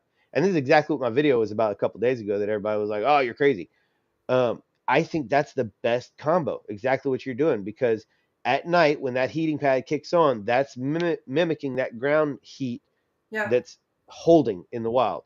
And without that, in some degree, and you can do it on a different, you can do that on like a graduating timer if you want, or have it only kick on in the latter part of the evening, or in the first part of the evening, but not in the latter part of the evening, whatever. yeah. Anything is better than nothing. But I But can't stress enough how much I feel like we really, really need people to understand that, especially these babies, need that nighttime temp. And somebody, Ella asked an important question earlier about the baby drop, if we drop our babies. so, And I quickly answered, no, I keep my babies. They automatically have a small nighttime drop because of the room cooling down. But furthermore, whenever Dave on that Dave Kaufman video, I not to keep pointing back to this one resource, but it's one of the best resources we have. Whenever they harvested those babies, they were very new babies, yes, but they were in that mound at night. They yeah, weren't out roaming around in the cool nighttime air. They were still buried in that mound that I was just talking about is retaining heat. So for my babies, I do not have much of a night drop at all. Yes, Bubba's right. You can use, if you have a quality thermostat, you can program a night drop in there, to where, like I was talking about, using the conjunction of heat lamp and under tank heater, you can really use these tools at your disposal in a very efficient way if you think outside the box and yeah, not just like, oh, well, this is, what this care sheet said, so I'm going to do that. And that's one thing, like, I'm really not a huge fan of care sheets as much as I hand them out. I don't think there's one black and white way to do these things, but I still hand the care sheets out because I need people to have at least some way, to focus on and get started. And then again, they can learn from there, but we got to get them started off on the right foot. Otherwise, they're gonna have an unsuccessful experience and go, "Oh, fat tails are too hard. I'm not messing with them." yeah. Um, I agree. and it's just they're not that much harder. You just can't have the same level of error you can for a Leo. That's all there is to it. For a No, Leo, you can have that night drop because in Afghanistan, foothill regions where those animals live a lot, it cools off pretty significantly at night. And they don't have necessarily as big a deep burrows that they constantly live in to be able to escape to. So yeah, I think it's a much more feasible setup for a leopard gecko, and I think that's a lot of the information gap. Is a lot of these care sheets are just leopard gecko care sheets, myself included, that are just converted like, oh, and this is different for AFTs. Like that's all. I have a care sheet that says Leo and AFT care sheet, and then in certain spots I'll have in parentheses this for fat tails, just yeah, as far as like the temperature range being tighter and the humidity needing to be a little bit higher and them needing a little bit more access to fresh water. um so yeah, that's my deal on that. So Mariah, Clint just asked, what's your favorite AFT morph? yeah. We need to catch up on quite a few questions. I think Ella was Yeah, first. right, we're just Um, rambling. yeah. I don't drop my hatchling temperatures at all. Okay. Yeah, so that I keep that one stable because hatchlings are just way more fragile than adults, and I don't mess with that. So yeah. And Um. then is 20 degrees Celsius too cold at night, you think? What is 20 degrees in Fahrenheit? That's about what, 70 Uh, roughly? I don't You know. got I you can got your converter out still? uh, Let me Google it. Google that shit. 68. It is a little on the cold side, yeah. 68. Yeah, that's a little bit. In my opinion, that's too cold. I would not get below 75 Fahrenheit for cool temps. That's my recommendation. I just don't see any need for it. Again, other than if you want to simulate brumation a few months out of the year. But as far as all year long, 75 is a minimum nighttime temp for me. That's my recommendation. What's your favorite morph? What I? There's a reason I have 17 geckos. And I couldn't pick one. But I do have a weak spot for patternless somehow because I have 4 patternless out of my 17 geckos. So unconscious, subconsciously, I might It's have. happening, right? It's just that Yeah, way. I like the patternless morph, but if you ask me tomorrow, I like I don't know, ghost, Zulu, whiteout Zulu. Yeah, it's hard to say a favorite. What about Yeah, you? that's a good point, Bubba. Care guide, you still got to find your way. It's just a guide. It's just a starter. It's not a Bible. My favorite morph, Mariah. You know my favorite morph. Come on, you have to know my favorite morph. Whiteout? Question Yes, yes, of course. Whiteout. Whiteout is my favorite morph, 100%. Mango Project Whiteout to be exact, which is just a project. Everybody, are it's amazing. just some tangy whiteouts with a lot of lavenders that hold in there. But yeah, whiteout's definitely my favorite morph because of the variety that it expresses. Because you can have one whiteout that throws just so many different offspring, and it visual on the visual palette, it just has a lot of different variety. I think. And I'm working on AML Ghost. Hopefully, those will be cool. My Yeah, vision is a fluorescent purple and orange gecko because the ghosts have a lot of actual lavender in their banding, not like the white that people call lavender, but actual lavender. And then if the tangerine amel background comes through, then that should be fluorescent orange, right? Like yeah. in I theory. know. So yeah, that's my thought on an amel ghost is it's going to be a fluorescent purple and orange fat tail. That's going to be cool, right? Um, Yeah, got a bunch of those growing, but a bunch of double and triple heads growing out of those. I got some patty het amel ghosts and some triple het amel ghost patties and all kind nice. of cool stuff. So yeah, that's my favorite morph. What do we have any more questions before I go on to like what I had written down? I had jotted down some notes. I don't see any Did we get all question. the questions? I don't have it open. My ADD is killing me. Um, so I'm gonna go through real quick. I had just jotted down like the benefits that I think of rat keeping, and then some of the drawbacks, in my opinion, from my experience. Um, the main benefit, obviously, is it's the most controlled environment we can have. So whenever you've got high capacity of animals that you're trying to work with, it's the best way, not just the easiest or cheapest way. It's the best way to be able to keep a large amount of animals clean and well observed and be able to know exactly what's going in and coming out of them without too much guesswork, right? Yeah, Um, and along with that is the space that it allows to be able to keep a large quantity of animals, to be able to have a good genetic diversity. yeah. Because Jump on being another. a super, what's that? Can I jump in for one quick Yes, second? please, please, please. Something that a lot of people really don't realize is how much animals it takes to have a project going on. Like for me, Yes, it's very straightforward. I want to create some Zulus now. I have a female that's Zulu, I have a male that's Zulu. Tada, Zulus. But for a black velvet project or a high quality mango project, you need a really big breeding group to have that strong lineage while still preventing inbreeding issues. And I think really people don't see that, people don't realize that. But I can guarantee exactly. if I had 100 enclosures, I wouldn't be able to maintain the same level of care for all of my geckos. That Right. would be impossible. So I think Yeah. that's what a lot of people forget. No, that's exactly the point I was about to make, Mariah, is that in order to be able to provide the correct, in my opinion, the correct genetic diversity that needs to be provided in these projects, you have to have a big, sample size and a lot of, several animals to be able to work with.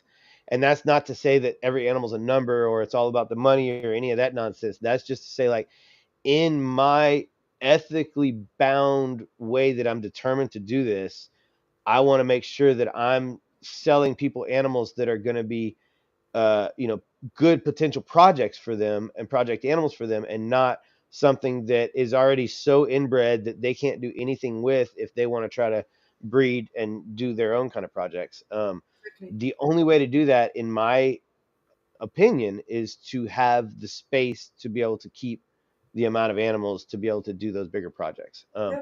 And if that's not your thing and you want to just only have a handful of animals and be on a much smaller scale, that's awesome. Make sure that your foundation animals are very unrelated, and you can probably get away with quite a bit of that even on a small scale. Or Yeah. just don't keep very much. Like, you only kept one holeback, you said, so far, right? Yeah. I don't know what I'd do if I had to pick only one holeback a year. It would drive me insane. Um, so that's kind of the main point there, is that, like, a lot of people frown upon rat keeping and frown upon breeders and bigger breeders and how they do things. And I certainly agree that there's a lot of improvement to be made in the breeder side of things, and I'm personally working to improve my ways of keeping every day. And like you said earlier, you say keepers don't stop learning. Anybody doesn't stop learning. You said naturalistic keepers. If you stop learning, then you're going down the wrong road. I really feel like anytime you stop, yearning for that new information, you're doing yourself a disservice.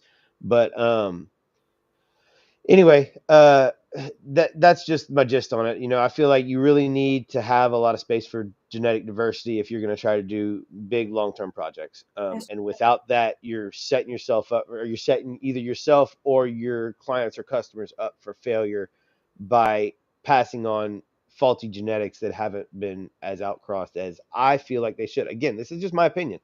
I feel like there's too much inbreeding going on in reptiles in general. Yeah. People just don't care about it because it's just been done for so many years.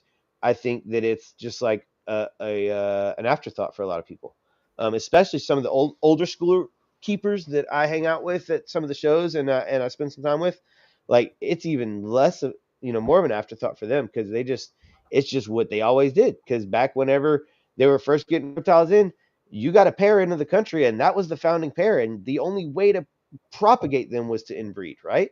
There was Yeah. no other way. So I get it. I understand where it came from, but with certain species like the fat tails, we have plenty of genetic diversity available. So why not use it? Why not? Like, I've got a lot of wild caught lines in my projects that I'm like constantly injecting into things to make sure that I've always got fresh genetics running through there.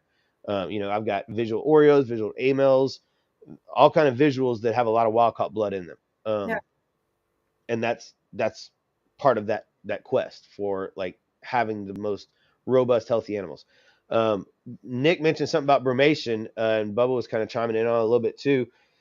Yeah, brumation is actually something I think I'm going to try a little bit more of this year, Nick, because this last season for me has been a little bit hit or miss. So I think I'm gonna probably pick your brain about that a little bit and see exactly what you do. Um, yeah, yeah, agreed. Everybody's geckos are too damn fat. Brumation gives you better and more babies. Let's talk about that for a minute. That's a good point, Bubba. Obesity in reptiles. It is far, far too common. Yeah. People, and I get it. A lot of people, when they get reptiles, one of the funnest things about having reptiles is feeding them and watching them eat and watching them chase their bugs around and shake their little tail. I get it. Okay. But you need to really take notice of what these animals are supposed to look like. With all these, again, back to the naturalistic keeping.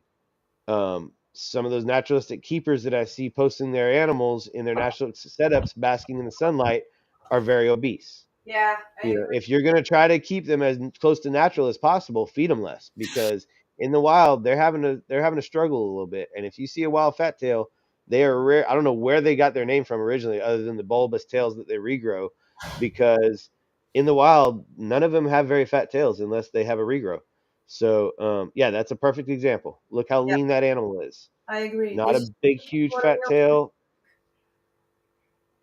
Um, And then the So yeah. females during breeding season, I have them a little bit fatter because they can lose some weight, but that's that's a little bit of a different situation, in my opinion.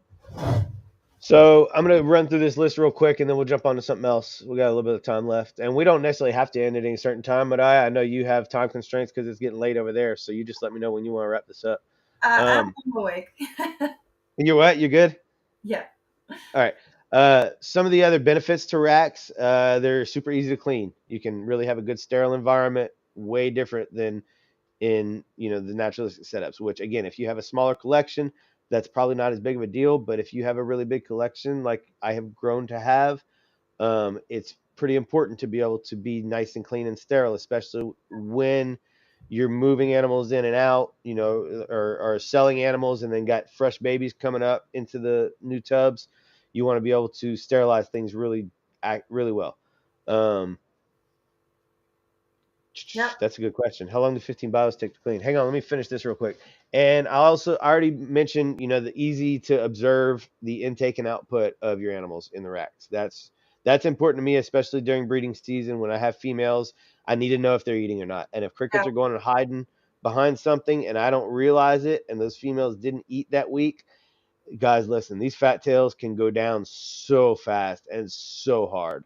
yeah, I mean, it does not take much more than a missed couple meals in the right time of their season, and you've all of a sudden got a fat tail on death's door. They are very, very fragile, and I yeah, can't stress that enough. That's the biggest difference in my eyes between breeding Leos and fat tails is that the fat tails, they just, I don't know what it is. It's usually around the third clutch of the season. If they're not on point, they will just crash hard. And I've seen it time and time again. It's not just one animal, it's not just a group of animals. It's like just randomly sometimes if they miss a couple meals, they just and it's hard to bring them back sometimes. So that's my reasons for liking using racks. Drawbacks, they're very basic. They lack stimulus, obviously. A lot of people try to. Ella's one that does kind of a hybrid, rack setup. She does tubs, but she has substrate and leaf litter, and she tries to get as naturalistic as she can in that tub setup. Now, I assume she's not using basking lamps, so she's, in many people's eyes, she's missing the mark there. But she's doing way better than I am. I have, a pretty basic hide or a pretty basic tub with a nice hide in the right spot, a nice adequate humid hide, and a decent sized piece of cork bark for every gecko. That way they have some texture differences. They have some, that cork bark will kind of rock around a little bit when they climb on it. So it's not just super laboratory basic, but it's not much. It's a lot less than a lot of other people keep. And that's one thing I'm trying to improve on, is trying to, and that's part of this conversation is me trying to figure out exactly what direction I want to go with my collection, because I plan to downsize a little bit and try to focus a little bit more on elevating my enclosures and having that a little bit more um, geared towards you know the animal's yeah, overall enrichment, and not just, okay, they're super healthy and I don't have any shed issues and everybody's breeding well, so let's call it good. yeah, I'm not that easily satisfied personally. So they're basic. They are sometimes inconsistent. If you have too big of a rack trying to run off of a single thermostat channel, you will get a pretty wide range of temps. Like the very bottom and top might be 88 degrees and the middle might be 94 degrees. If you have a good idea of what you're dealing with and you don't have a very cold room, then that 88-degree mark isn't a big deal. Um, but conversely, if you have a pretty hot room, that 94-degree mark without any kind of significant cool down could be a little bit too much to heat stress those geckos. So it's a fine balance there. Sometimes they can be inconsistent if you don't have like a really nice professionally made rack that's not overloading a single channel. You got to really dedicate your channels. Don't be shy about doing, plenty of channels per rack or per set of racks. And we can get into that more later on another video. Just that's kind of a rundown there. And they're freaking ugly. They're ugly compared to, like, I went to my friend Brittany's collection a while back. She's a Heartbeat Reptiles. Go check her out, guys. She's got one of the most versatile, eclectic or just awesome collections that I've ever seen. But I went and checked out her collection. I was blown away. she's got, I mean, nice, beautiful enclosures for almost every animal, and like just her enclosures alone make you just flabbergasted. Much less the animals that are within them. So that's somebody that I've kind of like seen how she's doing it, and I'm trying to like figure out how to get in that direction. Even if I don't go all the way that she has set up, everybody's different, everybody's needs are different, everybody's animals needs are different, but I'm really jealous of how she's doing things. She makes me feel like a piece of shit, honestly. She's just killing it. Well, I But so that's a big thing for me, is visually appealing. They're not that visually appealing. You can see my racks over my shoulder back here. It's just a room of tubs. It's nothing impressive. The animals in them are really impressive, but it's not that awe-inspiring to see a room of tubs. It's like, oh, that's a bunch of geckos, but that's about it. Um, Anyway, that's it. That's all I had on notes. We can uh, just kind of go I from there. You can easily implement one easy thing, maybe to enhance your Rex a little bit without chasing them Yep. too much. I don't know, Okay. just food for thought. But No, please. I use different kind of textures in my tubs. So I have the paper towels, and then I have some fake plants. These are easy to clean, whatever. That's a different texture. And then I have the simple plastic hide, of course, and the Right. humid. And then I have these little pieces of cork bark, Yep. which are also, yeah, just a different texture. I think fat-tailed geckos do a lot of thing by uh, flicking their tongue against different kind of objects to kind of explore, and I think that would be a way to easily enrich uh, tanks, racks in that way. Just Yeah. thought. No, That's I agree. I've fairly recently, like in the last year, started incorporating at least cork bark into all my tubs. I don't have the fake plants in there, but I have the cork bark, and they have all of my geckos have a humid hide, so they all have dirt to be able to dig in and have that sensation.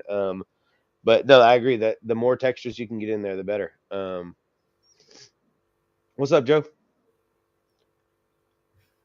Uh, I've been here the whole time. so I've just been kind of in the background so you guys could oh yeah, focus.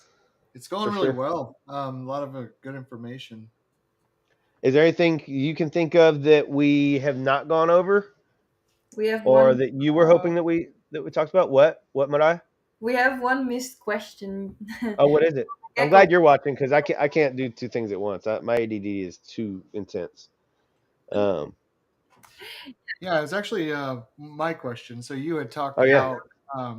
about cleaning racks and how it's a little bit quicker. I did wonder how long. I kind of guesstimated you clean about 15 of those things. And I was wondering how long does that take? And how often did you Yeah, do you do it? I clean 3 times a week. So the spot cleaning and the water bowls to make sure they're clean, because the water bowls get algae in them if I don't change them often enough, because light and LED and shit. So that I do 3 times a week, and the feeding I do also 3 times a week, and then every other day I miss the enclosures, and once a week I will water the plants. And I don't exactly measure it, but I think everything about maintenance costs me a couple of hours each time I'm in the enclosure room. So Okay. that's quite a few hours I spend every week to keep up with this. And Sounds Yeah. about Seth, right. how many times would you say a week that you open up a rack for a specific animal? Because I kind of have the idea of how many times she's seeing her animals.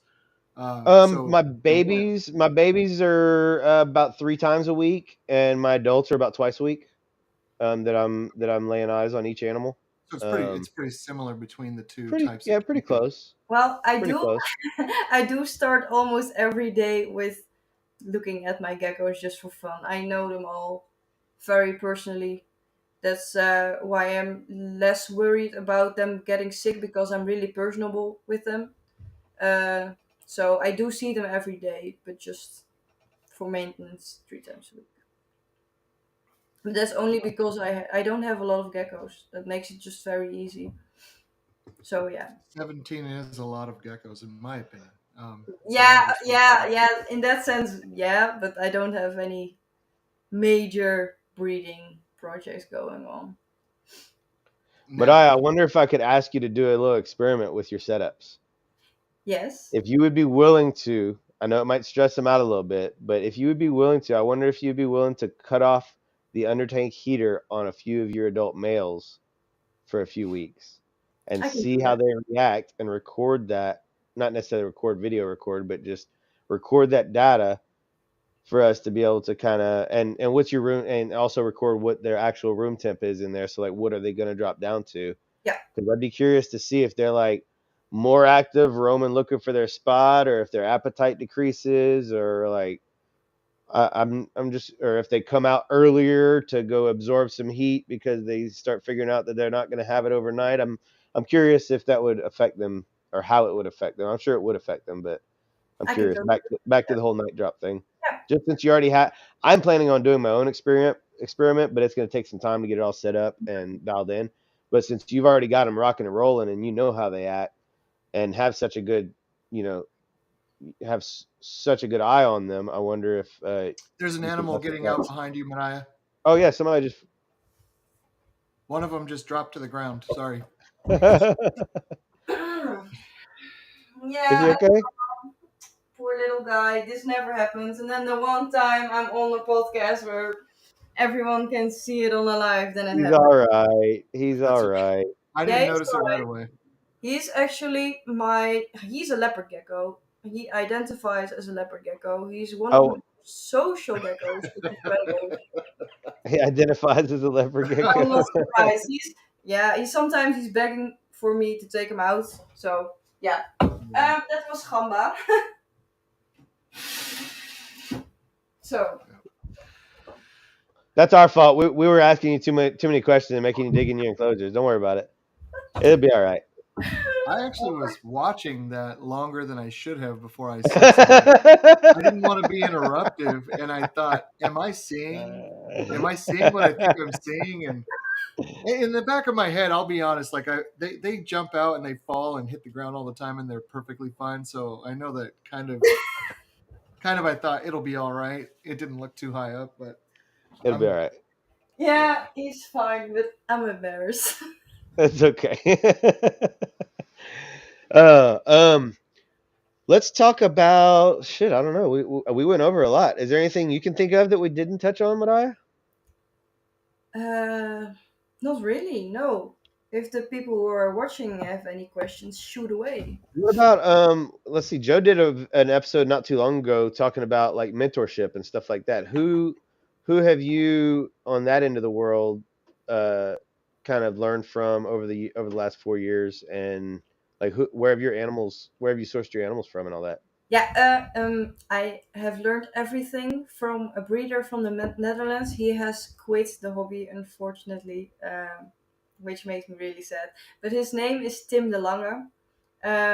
He has been keeping veto geckos for a long time in the Netherlands, and he has answered every question that I have. And yeah, I have a lot of veto geckos from him actually, and a few from Gecko Maniacs.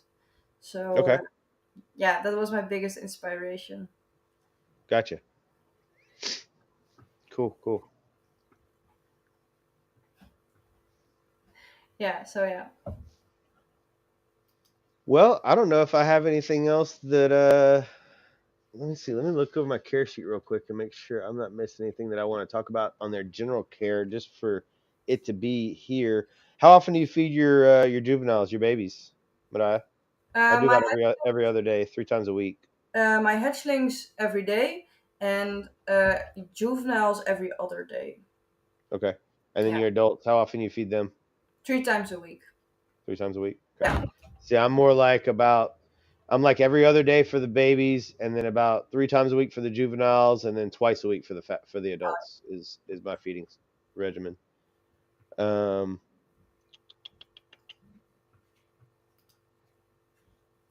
I had one for Marije. Are where you live, are racks something you're allowed to keep?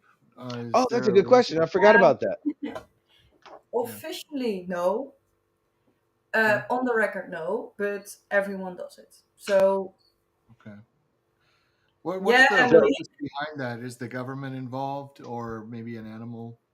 there are some guidelines, but there is no control in any way, and there are no laws in any way.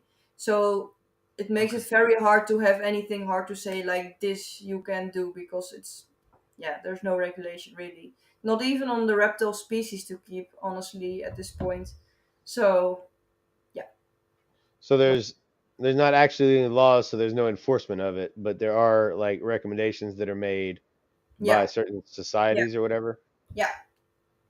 Yeah, there are only Interesting. regulations for the reptile expos themselves, but not for the way we keep them, except Gotcha. CITES and that sort of official legislations. That's different. Gotcha. Well, thank you for that. Um, let's see. I'm just looking at my care sheet real quick, guys. Let's talk about how you record your temperature, because that's something that I think a lot of people are missing. I use an infrared temp gun. I have several of them. You get what you pay for with them. If you buy the Yeah. $10 ones, you get $10 worth of a temp gun. I recommend the around $30 ones. That's kind of the best bang for your buck. You Yep. don't need a $100 one, but don't buy the $10 ones. But that Yeah. is the most useful tool that you can have if you have a single reptile. And the great thing is, all you need is one, even if you have 1,000 reptiles. Yeah. So Yeah. infrared temp gun. If you don't have one, get it now, like Absolutely. yesterday. If I Um, may, I actually do air conditioning, heating, ventilation, and cooling. yeah, you probably got some And insight on that. we actually will small disagreement there. So they have a meter that's typically temp gun. Sorry, that's typically $200. It'll go on sale all the time for $100. And I do for accurate temperature readings. You have to remember it's measuring the temperature in between as well. And so the closer you can get, better. And obviously, you guys are right up on the temp, so it'll work well. But Fluke, FLUKE, Fluke has the best temperature gun that I've ever worked with when it comes to that spatial distance. And you For think that everybody it's who worth the wants money to to, get that $100 one, Joe? They're that much more because of what accurate. you just said a second ago, where you only have to use it, buy it once, and then you can use it forever. I absolutely do. If I drop one off a roof or whatever, or out of an attic and break it, I get online and I grab another one right away for my Oh, job. they got warranty. And when it came to me wanting to get accurate temperatures, just because of how digestion works, I won't go too far into that. I grabbed a Fluke meter. It's a quick $100 bill. I can find it for a little less than that actually on Amazon for you if anybody's interested. I recommend them just because when I'm diagnosing in a completely other area, I prefer to have accurate readings. And there's a 5 to 7, sometimes 8 degree difference between cheap meters and a Fluke meter. So if you're Wow, talking really about that much? infrared, yeah, yep. So I just invite folks, if you want an accurate reading, you know, either you can get it's a psychrometer, or you can get the Fluke meter. The Fluke meters work really well. I use them for air conditioning. It helps me with my how I And take my temperature. Fluke is the brand, right? Yeah, FLUKE. It's just It's a it's just nice. a temp gun. It's just a regular temp gun like we're talking about, right? It's just a certain brand. It is, yes. It works better Gotcha. than the Milwaukee, which is what I had before. Milwaukee is probably the better one before I got my Fluke meter, and that thing is it's as close to a psychrometer as I can get it. So Cool. Um, yeah. So get a temp gun, everybody. $30 one, $100 one, whatever. Get a temp gun. Um, sorry guys, I'm just kind of going over this to make sure I'm not missing anything. I think we covered it all, guys. Is there anybody in the comments that is missing something? Thought they were gonna get when they came and didn't get it, or like, or did everybody get their fix? Everybody get their gecko fix? anybody Cover ever what you talk got. to Fluke that, yeah, fluke that. I like it.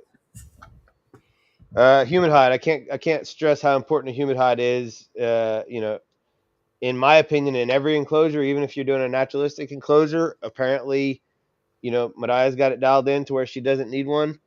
But I recommend having one personally. I think that it doesn't hurt to have that one spot that's 100% humidity all the time. That way, if they need it, they have it. So this right here Same Same brand we brand we use. use in the medical field. We get them 30-party calibrated, and they were always within. Yep, cool, good to know. Well, I'll change my recommendation there. Y'all definitely taught me something today. Of all the other things I learned today. Um, man, I guess that's it, guys. I thought this was going to take 2 hours, and we hit it on the nut, didn't we? Yeah, you're just shy of it. It's awesome. Marije, thank you for joining us. I Thank you, appreciate it. Brad. It was fun. It was a lot of fun. Good. I'm glad you had fun. I did too. I appreciate you being up for it because I know it was kind of last minute, and I was like, hey, let's do this. Joe, likewise. I know it was last minute. I appreciate you putting it together. Absolutely. And I think we need to start doing shit like this more often because I think that this is the kind of conversation that is going to change how the direction this hobby is headed in. And without these kind of conversations, it's not ever going to change. I'd just like to add whether you prefer a naturalistic bio or rec setup, ultimately those decisions or should be entirely based upon your specific gecko's requirements. Exactly. 100%, Yeah. I couldn't agree more, Heidi. Make sure that you are focusing on the needs of that animal. Yep. If Yep. you Yeah, have I'm glad I neurological got those out. issues, MBD, albinos sometimes can't thrive. Yep, 100%. Yeah, Um, there's a small lag between YouTube and here, so I'm glad I got those up while you were before you ended. Um, Personally, I wanted to thank both of you for offering to come on here. This was a really good idea. Seth and I have been talking about for a couple of days, and he was very open to it. And it was really nice to meet you, Marije. Thank you. Hopefully, we can have you on as a guest sometime here in the near future. I'd be And down for that. wonderful, wonderful. Seth, I think you did a really great job, man. Thank you so much for doing this. Thank you, man. I appreciate it. I had fun. It was as I expected, a very good conversation. I was able to learn a lot to be able to pass on to my customers, and it's going to be a great resource for me to be able to just tell people, hey, go check out this podcast. Yep. And they can spend 2 hours digesting this and then come back to me or hit you up, Marije, with their questions. Yep. Um, Yep. Now, I so have both of your Instagrams plugged, obviously, in the description. Is there anything that either of you would like to have plugged before we end? Facebook and Morph Market if you want. I'm not sure exactly. I'd have to get you the link here in a minute while we're waiting on the upload to happen. Oh, by the way, Mariah, don't log off whenever we first in the Yep. live, okay? Yeah, got it. But no, I really appreciate you coming on, Mariah. I want to try to start doing things like this on a much more regular basis. I think that there's not enough of these conversations on record for people to be able to learn from Yeah. and refer to. And I think we need more of it. I think we need absolute more of it. 100%. Yeah. And anybody that's out there that has something that they want to talk about or wants to learn more about, please reach out. Let's figure something out. Let's put something together. Definitely go check out my YouTube. There's hardly anything on there now, guys, but I promise you, I am going to dedicate myself to making at least one video a week to put up there. That's going to be one specific thing about fat tails. There's a care, or husbandry video. Some of them might be 5 minutes, some of them might be 20 minutes, some of them might be 30 minutes. I don't know, but I promise that I'm going to dedicate myself to getting more content on there because there's not enough information about this species out there. And I'm realizing that, and I want to change that. So go check out my YouTube. Be patient with it. It's going to eventually be there, but that's something that I definitely am going to be focused on moving forward. So hopefully that is something that people can use and will be a good resource for people. Um, Thanks everybody in the comments for having some Yeah. involvement and input because it's really nice to not just talk to Mariah and Joe, but to have other people kind of filling in those gaps because I had a direction I wanted to go and we covered a lot, but we definitely got some good questions out of the comments. So thanks everybody for tuning in. Absolutely. And that's about it. Thanks everybody. Thank you, thank you, thank you. I love this hobby. I love what I do. I love most of the people I meet. I've got a funny saying when people ask me what my favorite part about the hobby is, I tell them the people I meet. They ask me what my least favorite part about the hobby is, it's the same damn answer. You know, There's just like everything in life, there's both ends of the spectrum. So I'm glad to be able to locate and engage with some of the people that I do enjoy. So thanks everybody for tuning in and sticking around. I know it was a long 2 hours. Hopefully everybody got something out of it. And I guess we'll see everybody later. Huh? That's 2 hours on the mark. See everybody. Later, guys.